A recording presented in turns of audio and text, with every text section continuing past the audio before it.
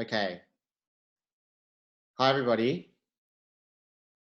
So I wanted to open up the conversation, firstly, to start with discussion about Dracula and the task that I assigned you.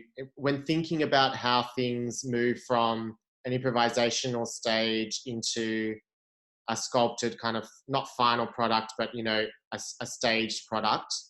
And I guess the main questions I had for you was what was interesting about that, like seeing the difference and the process, and if you had any questions that kind of stirred from that exercise.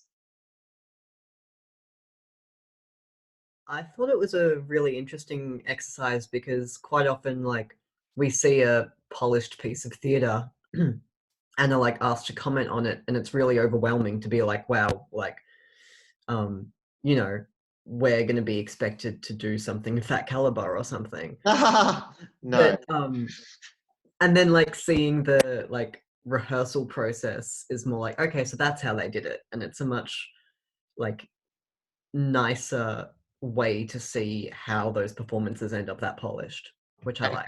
how do you think, in terms of your director's brain, like what did that insight provide you?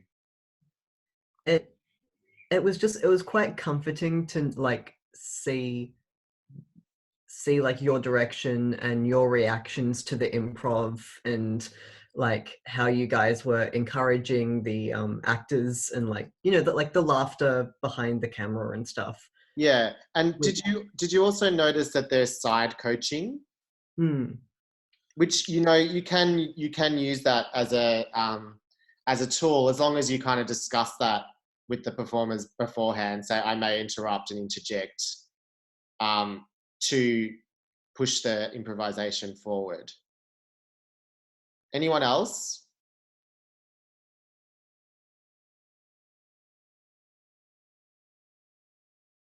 I guess I just want to get a sense of where you're at in terms of directorial thinking and whether these tasks are actually triggering that and helping you think that way or not. It's definitely making me more aware of what I'm commenting on, if that makes sense. Like, I'll look at it and I'll take all my notes on whatever I think is happening. And then I have to like think about why I think that's happening, if that makes any sense, which is something that before I might have been a lot more simplistic in how I was approaching it. Yeah, and have any of you had the option to put it into practice with your group that you can maybe talk on? I think I haven't had a lot of chance to like put it into practice, but something I've noticed through doing a lot of the tasks is how much I'm drawn to like images and like the aesthetic of the show, and I think that's definitely then colored how I'm approaching how we're going to do our I&E task, about that it needs to be a little bit more about the aesthetics rather than the narrative, and that's I think what I'm realizing a bit, and also us trying to move away from that very specific text narrative structure. Mm, good. And I guess that comes down to directorial vision and kind of setting up a kind of a set um, conceit or concept for a work, which is what the proposals are designed to do. Yeah. Um, are there any other comments based on the exercise with Dracula? Because I think one of the main concerns that I had with some of the responses was, um, you did look at it and you did comment on what you were seeing and what the differences were, but and I mean, this is just a part of a training, but there was still not really a sense of how you might do it or how you might approach it, or how you think the director has approached the task. I think that's what I'm trying to get you to start unlocking, rather than kind of providing, again, like that kind of really great critical analysis. And you're really starting to explain what you're seeing rather than what you're experiencing, which is great. But the director's voice is still developing. And I guess that's why I keep giving you these really, they may seem dull, but they're actually all about you going, okay, this is what's happening. I think that this is how it was done. or, you know, like, I think that that's really useful for you at this point. Does anyone have any questions about that? It's helpful for me to get you asking me questions so that I can give you some knowledge, because I will obviously provide clarity, but I just want to know where you're at. And I think that's what these tasks are trying to do. And I just want to know in particular, like, when you're looking at an improv, when you looked at that video, were there things that you would have lifted out that may not necessarily have been in the final product? That's my provocation to you all. It's like, if you were doing that improv, A, how would you set it up? And B, what would you take out of it? Would anyone like to answer that? Well, I think kind of on that, like me and my partner for the INE task, we set up an improv and I got her just to kind of respond to a clock ticking just to see what would happen. And it ended up going for like 17 minutes or something. Right. And I just like went through it and just watched it and just made like a bunch of notes as to like, okay, from this time to this time was absolutely great. This and this bit, nah, like this and this is great. And to be able to break that down and then kind of slot them into their own little categories, I found that really, really helpful. Instead of just sitting there and being like, let's go for words, it's more so like, let's go for like the improv first, which is something I'm not used to, but it was really interesting to play with. So did you find that when you'd broken down the kind of key images or moments from the improv that you liked, that you were able to communicate that to the performer? Yes, a lot easier. Because I think at the beginning we were too much in our heads in terms of words and like the story that we wanted to tell. And then it was more so like, okay, yeah, but what do we want it to look like? And through her doing her improvisations, we were able to find some beautiful images that she made, which just told the story for us, which I thought was great. Okay, cool. Yeah. And you know, when you were doing that, did you feel that you were you simply guiding, or were you asking for specific things? Like, you weren't saying, I want to see this image? Oh, no. It was more so like say for our first scene, it was more about representing like normality. And it was just more so like, okay, respond in whatever way you feel you need to in this moment, just keeping in mind the idea of normality and listening to the clock ticking and go kind of thing. So your direction was, could you give it to us in a distilled form? What was your direction to your distilled? What do you mean by that? Distilled means economic, clear. Oh God. All right. Yeah, I'll give it a crack. So I was pretty much just like, I had a breakdown in front of me of what I thought at the very beginning, what I had a vision of what I wanted it to look like. And then we discussed it, and she went into the space that she'd set up in her home, and I put a clock ticking in the background, and I just basically said, okay, just respond to this in any way that you feel is natural to you. And we did that for a couple of minutes, and then we added in some music, and then we added in the clock with the music, and then we started timing and repetition and all that. Okay, cool. Well, so that's good, and it's quite open-ended, and it's good that the performer responded. I guess, and everyone should listen to this, because I'm just trying to give you a specific here. What's one thing that Jacinta could have changed? Yes, please tell me. I'm not going to tell you just yet. I want to see if anyone else has an idea. What could have changed in that particular direction to the performer? Yeah, May. I thought maybe suggesting to respond with a particular in a particular way. So responding with physical gesture, or responding with sound. I don't know, specifying the response to. I think that there's an element of that. Like, you could say, add the specificity of, I really want you to focus on physical gesture in this sequence. But there's something that Dana has spoken about, and it's quite broad. Okay. So, sorry, Con, go. Con, turn your voice on. Your voice is not coming out of mine. Is everyone else hearing Con? No, I can't hear him.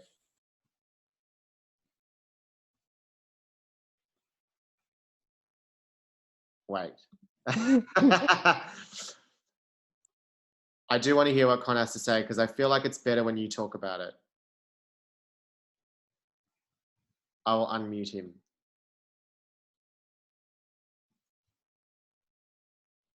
No. Okay. Con, can you type it in the comments? Yeah. While Con's typing, I think that it is still really broad because you were talking about normal. Was that right? Was that the word, Jacinta?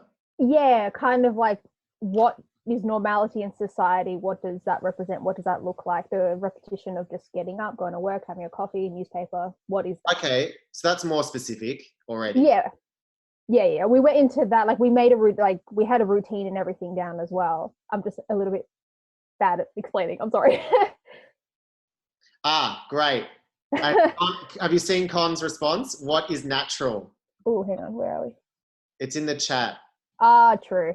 Yeah, it's a very good point because, I mean, that's interesting because the performer may interpret that in any possible way. But I think what you listed was not, I wouldn't say that that's normal. I would say that that's domestic. Okay. Yeah. So, and I know I'm being really nitpicky, but a director's language is really important. No, I'd rather you tell me. But I'm not saying you're doing it wrong. I'm saying, like, what I'm trying to get you to, I'm sorry to use you as an example for the No, it's all good, all good. But, you know, specificity is everything. So in your context, it would have been, we're going to explore gesture, physicality, through a domestic routine or ritual. And you give the examples of, what was it? Getting up, blah, blah, blah, blah, blah. Yeah. And the main thing I want you to respond to is the sonic element of the clock. Okay, so it does very much come down to the way it's worded. Sometimes, and I guess I'm just trying to, I think what you did is absolutely right and it's instinctual. And I guess my position though is to kind of get you to start thinking in more technical language so that you can really paint crystal clear pictures for your audience. Of course. Thank you. Yeah. Does anyone have any other examples that we can talk through in relation to that? Because we can't actually direct each other just yet, we're going to do a little exercise at some point in this seminar. Someone has their hand up. Yeah, that's me. I haven't done it yet, but we were going to do it after the lecture because I have 2 actors in my trio. Yeah. So we wanted to work with a really small scene to start with, like a small snippet kind of area, and then just try different ways of doing it. So we were going to play around because we want to film through Zoom or try filming through Zoom. We have one screen being dark, one screen being light. So we wanted to play around with, first of all, whereabouts in the house we'd be filming it and what that would look like. And then second, what it would look like if someone was muted and then kind of speaking and screaming and going about and doing really physical things, but completely on mute while the other person's answering the question, because we have this idea of an interviewer asking how are you, and then one person being what's happening, what you're actually feeling, what that physical representation, what our subject's feeling, versus how they would respond in an interview situation to that question. But yeah, I'm not sure if that's too structured. It's not too structured at all. I think the explanation is a little bit convoluted, but what is striking about this provocation to the performer is that one person will have a voice and one person will not. Yeah. And what is the thing that you're exploring when you place those I guess hindrances on the performers? What's something that would be really clear? And some of you spoke about it in the Dracula task responses. Control? What? No, not really, but close. puts an emphasis on the sound going on in the background and how the person that can't speak responds to that So- sound. Yes, yes. Sarah has said power imbalance, and that's very close because it's dynamic is the word. So you're looking at what the dynamic between the silent voice, the silent performer and the vocal performer is, and what tensions might come of it. That's a really cool theatrical exercise. It can be related to status con, but it doesn't have to be. Yeah. But I think that those kinds of ways of looking at an improvisation are really useful. Like, so the thing, Steph, that is potentially confusing for the performer in the improv is what you then said about interviewer and the emotions of the subject. Yeah, I think it's like it's hard to explain because like of I our know as a director you got to get, so like I'm not picking on you, but as a director you got to be clear. Yeah, no, I think my group gets it. Like we've had a discussion. Yeah, but say I'm the about performer. what- Yeah, I understand. But I say I'm the performer. Yeah. You give me that direction. Oh, well, so our whole performance is based off the idea of having like an interviewer. So we're gonna play around with the idea of I don't know how to do this. Yeah, what it would That's look what like. we're here to do. We're here to learn. But if you don't want to do it in public, that's totally fine. Yeah, no, we're playing around with the idea of what it would look, how your response would be if you were the internal voice Mm-hmm. of the subject Yep. and you were answering the question, how are you? But the interviewer couldn't see you. Great. So that feels a bit clearer to me. And Lachlan just added a really lovely side note of a way to say it to distill it even more, which was the public versus private response, which is great. It's a great suggestion. It's very clear. Yeah. Did you see what I'm trying to get you to do, Steph? Like, I think that's really great. You're starting to speak with much more clarity. Yeah, thank you. That's really good. Everyone give Steph a round of applause, please. I'm sorry to put you on the spot like that. Caitlin, did you have something to say? No, I was clapping. Oh, great. Sorry, I will come in for clapping. Yes. Okay. So does anyone have any questions about what we just discussed then? Does that feel, Bella? Were you about to put your hand up? No. Okay. All right. So. I have a quick question. Yes. Sorry. Yeah. In terms of documenting the dialogue between director and actor, like how do you want us to go about doing that? Do you want us to just try things and then be able to re-articulate them to the group when we're discussing like this, or should we like journal out our plans and see how like actor responds? What are your suggestions? I mean, this is all for you. Like, I don't need to see it. I'm kind of like, these conversations are about us coming together as a group and actually hearing and responding to the way that people are working with actors and how I can help you refine it. So I don't need to see that material, but what I do need to see is some conversation between us where I kind of get a sense of how you got there. The dialogue. Okay, cool. Yeah. Thank you. Okay. So we're going to talk about sculpting. Does everyone know what I mean by this? No. Okay. So in the Dracula exercise, you saw an improvisation, yes? And in that improvisation, there was a whole series of images that two actors created that were quite interesting.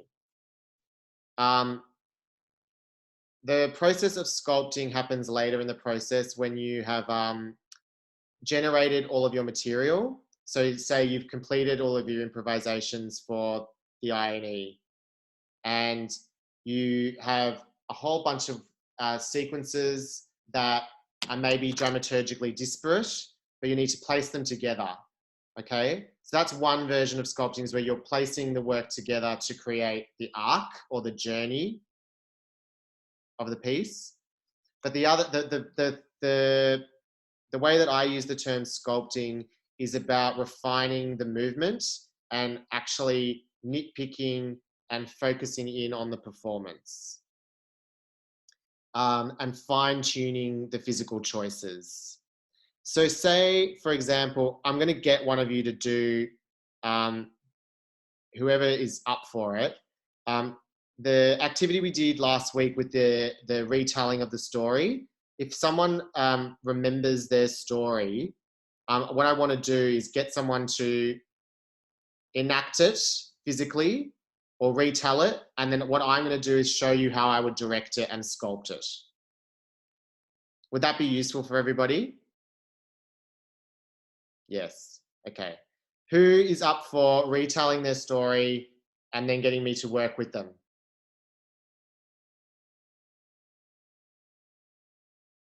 No one. I'm going to pick someone. Con. Oh, but you can't speak. Ah, it's such a shame. All right. Anybody have... I'm just going to... I can do it if you want. I remember mine. Sorry. Yeah, no, that's all right, Con. That's all right. Gemma, I will do it with you. Sure. I don't have a lot of space, but I'll get up. That's okay. Thank you. So, instead of telling you what I think sculpting is, I'm going to try and show you, okay? And this is a very condensed version of the process. Remember that, please.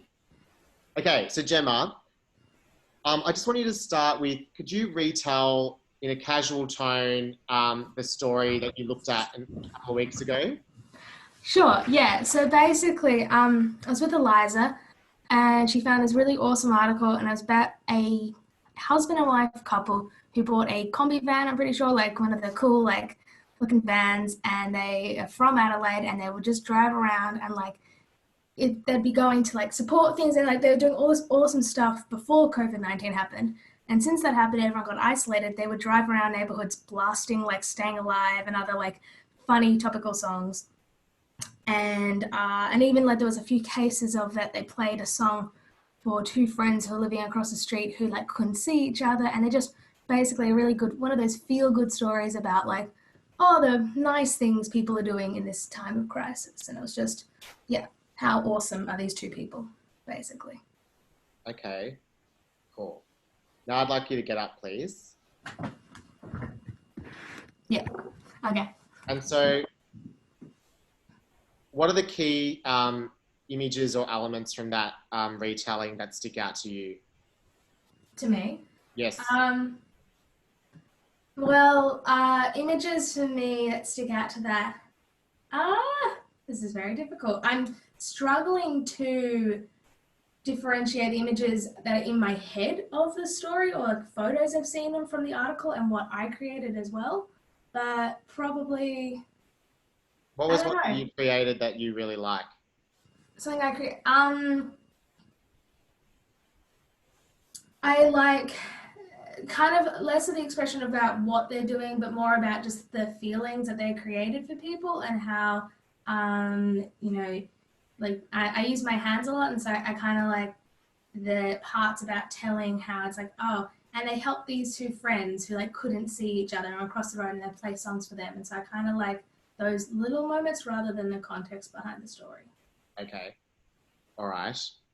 Well, why don't we focus then on the fact, so let's take that one slither, which is a person is playing music to affect someone else, to bring joy, would you say? Yeah. Okay. So why don't we try a kind of silent improvisation where you can use your phone to play music. To physically explore this idea of giving the gift of sound. Yeah? Yeah. And the song they used specifically was Never Gonna Give You Up. Okay. Well, you can surprise me. Oh, that's what I was going to do. Okay, I'm just going to play that for now, and I'll Okay. see All right. what comes up after. Okay. But let's focus on being very specific physically. Physically. Yeah. Can you hear that? Yep.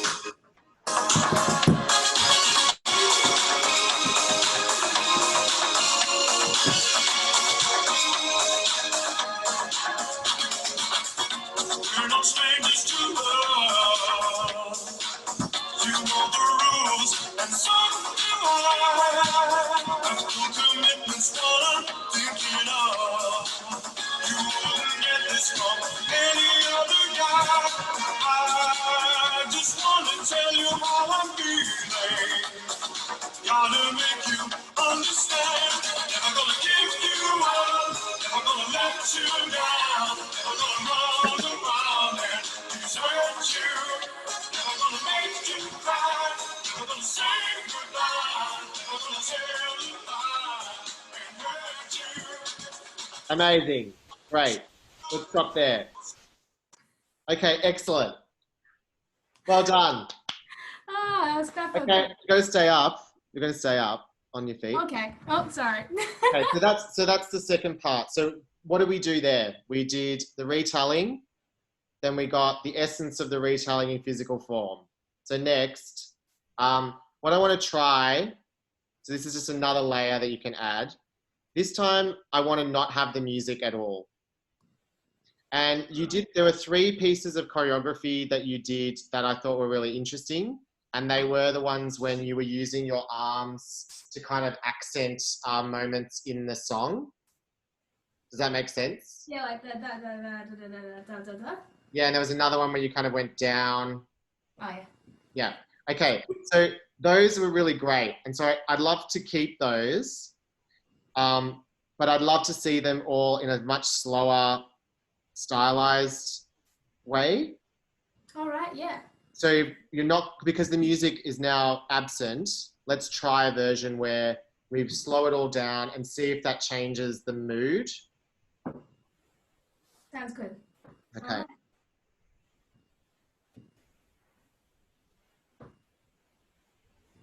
I reckon you can slow it down even more.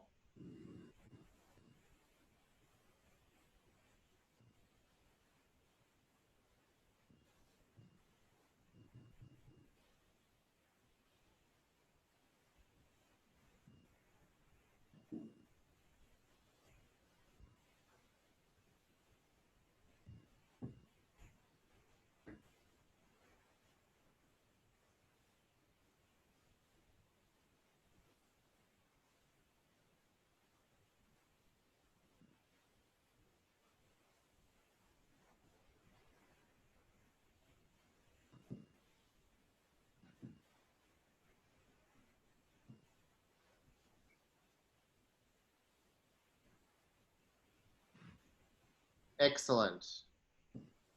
Okay. That's really great. Thank you. I'm going to add another layer. All right. So, but this, I'm giving you a very condensed rehearsal process here, but is this useful? I'm always going to check in. I know it's annoying. Okay. So Gemma, in that improv, which was gorgeous, by the way, Oh, thank you. I think what was missing was that sense of, you spoke about like wanting to create that essence of joy, or like evoking joy from the audience, right? Hmm. Okay, so there was this one moment in there when you were, you went below the frame and then you came back up with your hand. Yeah. Do you recall that moment? From the one that we just did then, or Yeah, one? just the one that we just did then. Yeah, I remember that. Okay, great. So what I'd love for you to try this time is to reintroduce the vocal of the storytelling, but I want you to just do that one action where you are below the frame and you are rising with your hand really slowly. Okay? That's your only real action. Mm-hmm. But I need you to tell the story again to kind of draw us into that sort of sense of joy. All right. The whole story, or just that? Just Like a whole story. And so slow down the action so much that it's the only thing that's happening as you retell. Okay. Sweet. Shall I start down? Yeah, the out of the frame, and you can kind of like instinctually kind of play with it, but the story doesn't have to start in the frame. Mhm. Okay? Okay, cool. You guys can all hear me? Yeah. Awesome. So there's this couple over in Adelaide, and they have a combi van. And because of all the crisis that we've had with of COVID-19, they decided to go around and play music from their combi van to try and, you know, lighten the spirits of people around Adelaide. And often they do it for people who are like older and can't go outside, but they also do it for like specific people and have started taking requests. There are two friends who live across the road and they can't go and see each other because one of them is actually getting over some cancer treatment.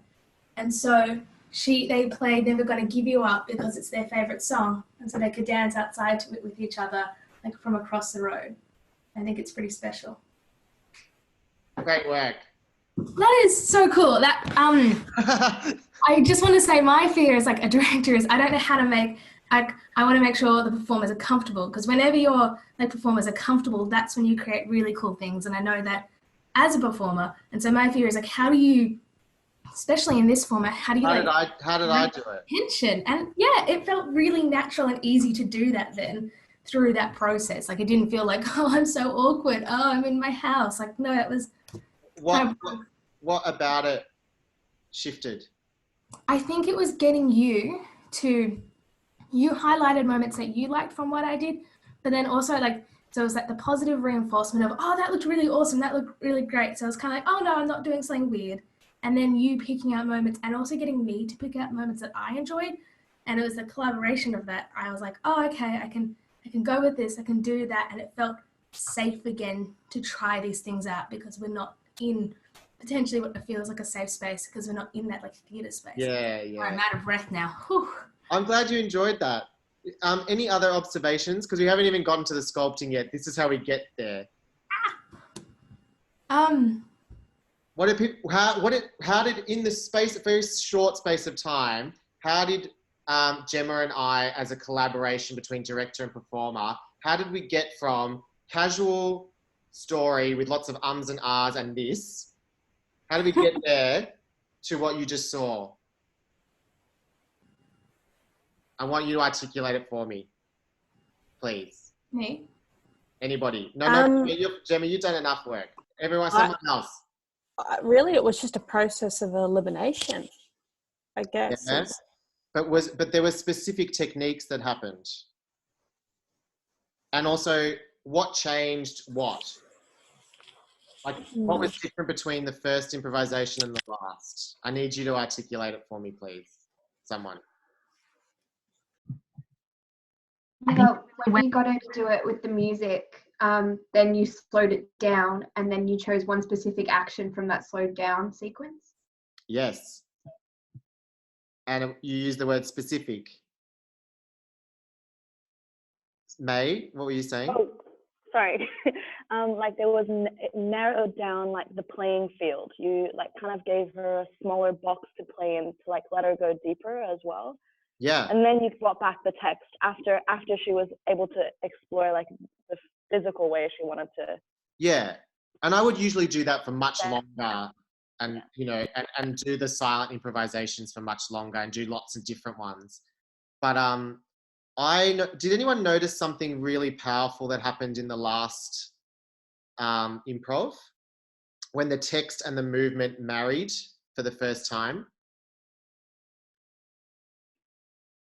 Think about it. It was a really amazing moment. I don't know if this is it, but she looked at us, like she connected with us. That could be it. That's part of it.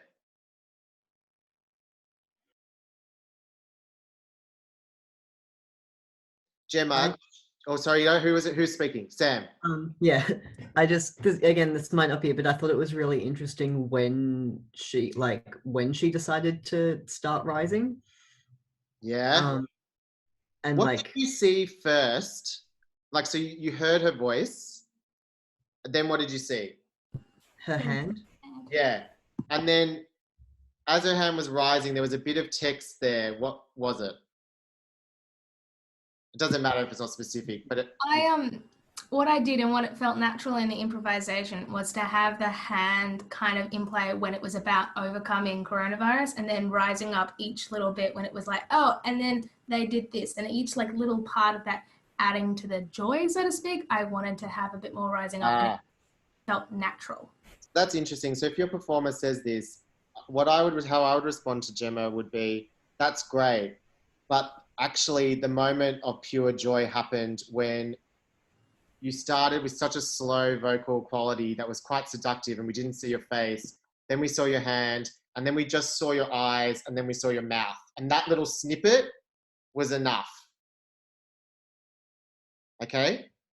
Does anyone see what I mean, why I'm singling that moment out?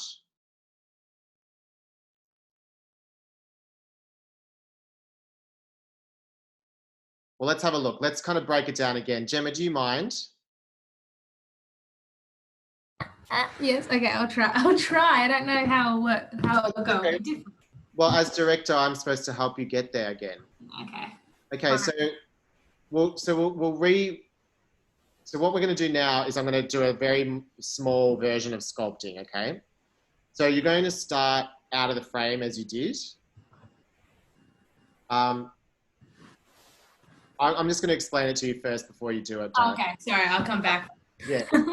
Yeah, I'm not going to be like, do this, do that. Wrong. So you're going to start below the frame, which is great, and then do the slow rise. And I think that vocal quality that you chose was really powerful, so I'd like to keep that. What I think, though, is it'd be great if you could stay. So once your hand's up, you could probably slow down the rise a little bit. Does that make sense? That makes sense. So once my hand comes into frame, slow it down a bit? Well, you can slow the hand down a little bit. And once it's in frame, I think you can just use your hand rather than bringing your head up too quickly. Because then we'll have a little bit more tension. Yeah, okay. That makes sense. Can we try that? And I think that you could then maybe stop the travel just as your neck has come out of the frame. Does that feel okay to you? Does that make sense? That does make sense. I think so. I have that text bar of my name, so I'm just trying to figure out exactly where. Oh, that doesn't matter. That's okay. It doesn't have to be too specific. Yeah. All right. Okay, I'll give it a try. Shall we try it again? Yeah. Right. So there's a couple who live over in Adelaide, and they have this combi van, and they drive it around to people often when people are in stressful times or if something's going on, and they do a lot of community outreach, which is really wonderful. But with everything going on in the world of like COVID-19 and all that, they decided that they'd start driving around their van to like play music for people, and especially for people who are quarantined or can't leave, like old people. And so they even started taking requests. And there's two friends who live opposite sides of a street who can't see each other because of the quarantine. And they requested to play Never Gonna Give You Up by Rick Astley. And so they played that song for them, and they had a little dance party in the street to that song because of this couple with their combi van. Cool. Great. So one thing that you added then, which was really amazing, was as you were rising, as you were talking about Rick Astley, your body started to lean forward toward the camera, which I thought was a really good way of kind of connecting us to the content. Was that on purpose? Not really. It was more that I was kind of sitting on my knees and I didn't want to stand up this time because I felt awkward standing up. Yeah, but a happy accident, I think. Yeah. And and so the next sort of layer of that I would add is like we keep that action. Maybe as you're talking about Never Gonna Give You Up, we might re-add some of the choreo, but we'll keep it really slow-mo. Oh, yeah. Yeah? So like that would be the next stage of sculpting. But let's give Gemma a round of applause for being such a great sport. Thank you so much. No, it was fun. I got a chance to get some one-on-one directing time. Like that was pretty good. I'd love to hear from everybody about what you think about that process, what you observed, what were the specific kind of technical pieces of language that I used.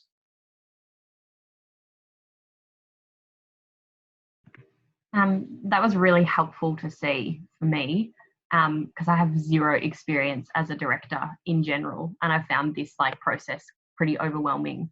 But just the very specific and slow refinement was helpful. It wasn't like a quick, well, obviously that was a quick process compared to what you would normally do, Yes. but that it was gradual and, like you said, in layers. Your word layering is really helpful to me because Yes. it also gets in the idea of the actor that you're not expecting them to get to that place straight away, that you do this and then you choose things to take away and things to add, and it's a refinement process instead of just like from this to this. Rachel, that is spot on. And that's what it should be for the performer. You know, yeah, I love that you said there's no expectation that they need to deliver on that first improv. Absolutely not. And sometimes you can call it layering. I sometimes call it drafting. Like I go, oh, that's, so, you know, maybe at the end of this process, I might go, that's a good draft. We'll probably change it. You know? Yeah, and it takes that pressure off the actor and like the directing process as well. Yeah. And you just see what comes from it. That's it, because things should change. Yeah. And I think that's what I'm trying to get you guys to really embrace is like, you can't control like anything. Like the biggest mistake as a director is to try and control it. And I used to do that for many, many years. And my work sucked. It was terrible. Yeah. Because you try to control every detail in the way that you have ownership of it, but actually it needs to come from the performer and you. Yeah.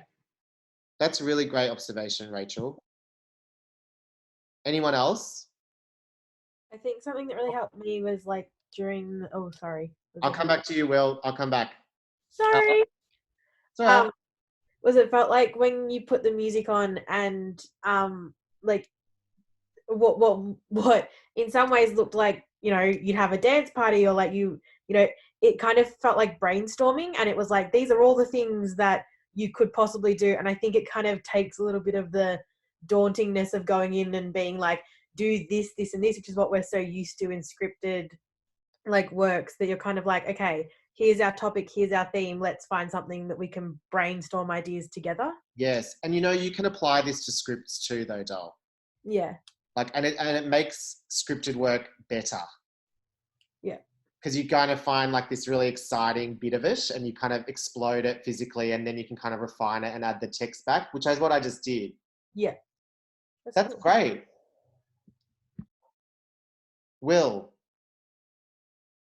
It was just interesting because what me and my partner have been struggling with is the dynamic of space, because we're in our houses. You're kind of refined to how big your camera can film. Yes. But what was nice seeing that is because of that medium, you couldn't quite tell where her voice was coming from. Yeah. When you saw the hand rise, you couldn't tell whether she was asking for help or whether it was actually her speaking and sharing the story as the narrator. Cool. So it was interesting as it progressed, the words and the meaning changed just because of what you could see and how it was shot. Like, so instead of just seeing the hand, you could see her mouth and you could see it was actually her words. Yeah, so there's like a process of there's a bit of surprise. Yeah, but it's also got me excited about what I can do with my partner now. Great. And space isn't a restriction; it's actually an opportunity to play and take advantage and find different things to do. I mean, yeah, of course, because I mean, you don't even have to pay for a fucking set. Like, you've got architecture around you that you can play with. You know, like, you know, is that a bunk bed behind you? Yeah. I mean, imagine if the frame was there was a performer up there completing an action and you were telling me a story. Do you know what I mean? Oh, sorry, your sound's cutting out, darling. That's all right. But so does that help you? Yeah, 100%. I think a lot of the time, because we do uni and school productions, you are restricted by set. So it's actually something we're used to, just in a different format. Yeah, exactly. And I mean, you know, sometimes the set design can be, it shouldn't be a restriction. It should be something that can actually allow you room to play on. because you can always discover new things in a space. You know, like if I was riffing with Jem, do you mind if I call you Jem? You know, I might get you to go to that keyboard at one point and play Never Gonna Give You Up in an improv. You know, like those kinds of things can evolve when you're responding to your surroundings. Any other observations? I just had like a question, I guess. I don't know if there's any other way around this other than practice, I guess. Oh, sorry, my guinea pig is hungry and is like screaming in the background. My God. Sounds like it's been murdered. Yeah, go on. Fine, I'm not torturing it, I promise. I don't care. When you like picked out the specific moment after like the slow motion dance, so like the hand coming up from out of the screen, when you were explaining that, I was just listening being like, what the hell, like what? And then when she did it, I was like, oh my gosh, that actually looks so cool. So like, how do you know? And like, I didn't even notice that moment very much in the slow motion. Yeah. Part. How do you know which gestures to pick out, you know? Well, that's why I'm getting you to do these tasks every week. Just a practice thing? It's training your eye. Yeah.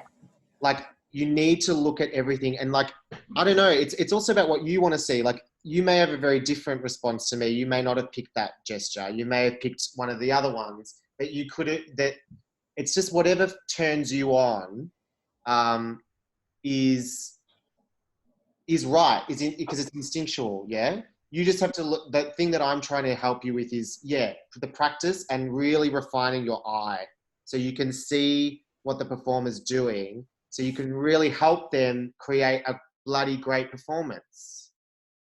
Yeah? Cool, thank you. That makes sense. It's actually more fun than you may have thought to direct. Are there any other, sorry?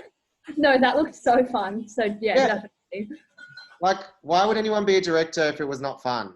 Like, you don't get any money. Like, it's a pauper's job, but like, it's so joyful. So you need to enjoy it. That's the key for me. Is like, gotta riff and have a great time with your performer and your team. Yes, Sarah. I was just wondering, because I've noticed in a few different things, like obviously this one with Jem and the Dracula improv, that music played a really big part in the improv process. Yeah. And last year, the only experience I have with devised theatre is I did Macbeth with Ryan and Jamie, who'd obviously done this course, and like, you know, and Harry was in it too, which is cool, and like did the whole like devising with music. And I just wanted to ask, is that something that you often use in your direction, and do you think it's helpful? It's really helpful because it I love Ryan and Jamie. They're very, very good students. Don't tell them I said that though.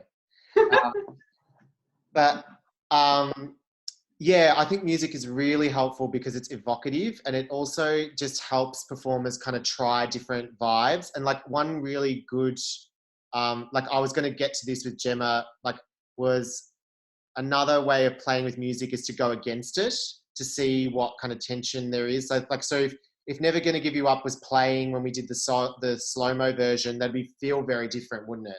Like if she was doing those dance moves, but it was all slow, that would kind of change the tone of the show. So you can kind of experiment with music in that way too, to get different flavors. Okay. Does that make sense? Yeah, and would you maybe like, could you do something where you do something with like, I'm not making any sense, one track that you use to try something, and then, you know, like with Gemma's just then, maybe you tried one of the different songs that she had mentioned to see if that changed the flavor, like you said? Yeah, I would absolutely do that. Like, I'll give you an example. When I directed Abigail's Party at Melbourne Theatre Company, there's this huge sequence where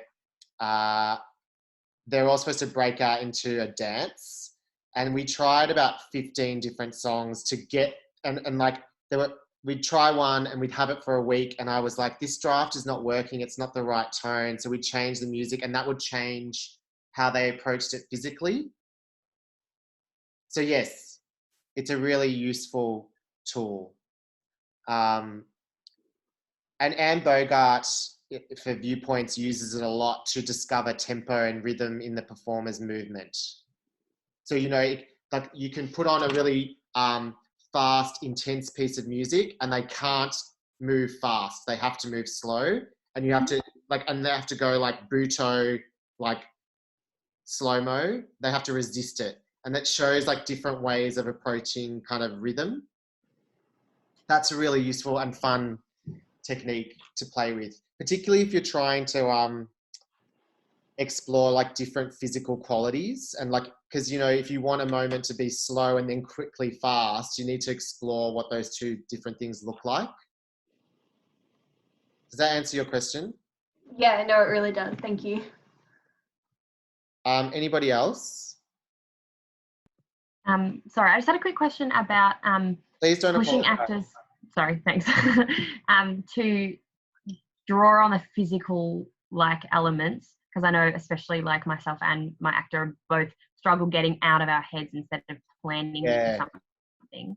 Yeah. So what kind of specific language would you use? Because obviously like the image that Gemma created was actually incredible right from the get-go in terms of that dancing. But how would you, what kind of language you use to draw that from your actor if that's something that they're not naturally drawn to, like the physicality of that? I guess what I would do is I would try to just do an activity that's like an icebreaker beforehand. So like where you might play a piece of music that's silly and kind of get them to thrash around and see how far they're willing to go. So you've got to gauge as to whether they're a physical performer or not. Does that make sense? So you kind of open up the space. Yeah. And then I think if you've got a performer like that is a bit more heady, their offers will be stronger based on the amount of research or imaginative material you provide them before they come into the room. Yeah. So Gemma's obviously more instinctual. Sorry, yeah, go Rachel. Yeah. Sorry, would you be looking for like when you say like images, to me that implies more like still images, like from the actors. Right. So what kind of language would you use to, I guess, encourage more movement instead of just like an image that like, because obviously those signs have different have their place as well. But that's very, very true. I guess I would say that the focus is moving, and I would use more musical terms. So I want to see the following tempos. I want to see a slow stage of movement. I want to see a fast pace of movement, and I want to see how the two of them interact. Yeah, that's really helpful. Thank you. Yeah, that hopefully will get them out. But then, you know what? Sometimes you're going to get an actor who's a talking head, and you kind of have to deal with it. Yeah. And that's really hard. But I think the way in for them will always be text. Yeah, because I think I'm a bit of a talking head as well myself. So it's a bit of a journey for both of us to try and get out of that really structured, sit down and discuss and plan a piece instead of just actually getting on the floor. And you can still discuss, like, because discussion is also really helpful for the ability to then get up and improv. Because, you're not going to do an improv without having a discussion about what the hell you do. Yeah, cool. Thank you. That's all right. Anyone else have a burning question? Yes, I do. Yes. Have you got any tips in terms of working with other directors? Because I know that in my group, I have 2 directors at the moment, and it's just, have you got any tips on how we can collaborate together in a way? I guess what I would say is you should both acknowledge the things that you're interested in and what your strong suits are. And then what I would do is I would, I think embrace the fact that if you're both running an improvisation, you're both going to have very different responses to it. Okay. And that you can incorporate both. Yeah, cool. Okay. And you should just negotiate that as positively and respectfully as possible. Yes, of course. But if someone's getting on your ass going like, it's my vision, you'd be like, well, no, this is a collaborative exercise, and we're here to experiment together, and that's the nature of this working relationship. Brilliant. Yeah. Thank you for that. Is that helpful? It's very easy for me to say. No, it's very helpful. Thank you very much. I don't think I've co-directed in a very long time, but it can be fun. Is there any other thoughts or questions? You're all laughing at me.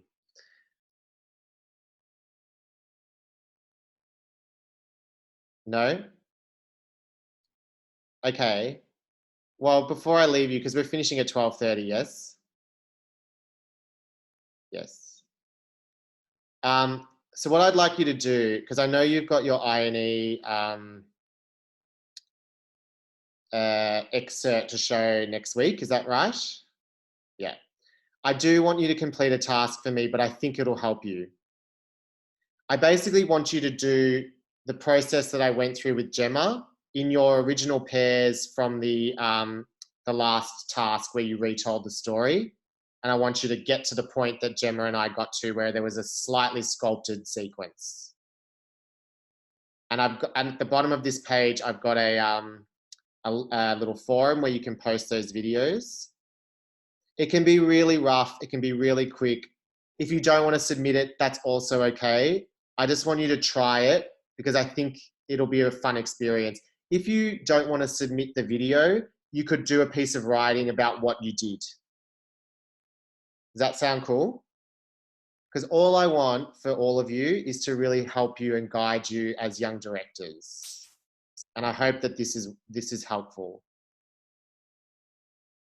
And before we go, I just wanted to check in with everyone and sort of ask, are you happy with how this class is going and the kind of the case study discussion formats and so on?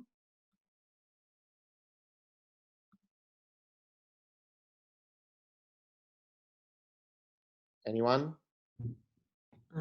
Yeah, it's really helpful, and yeah, the chat is agreeing. Okay. It's definitely not how we expected this unit to run, but Oh, I know. But do you see, like, was that example, like, because my favorite thing ever is masterclasses. I find them really helpful. Like, yeah, great. Oh, everyone seems to be enjoying it. So that's really good. It's just good for me to know so that I can keep scaffolding your learning in this way. Yeah?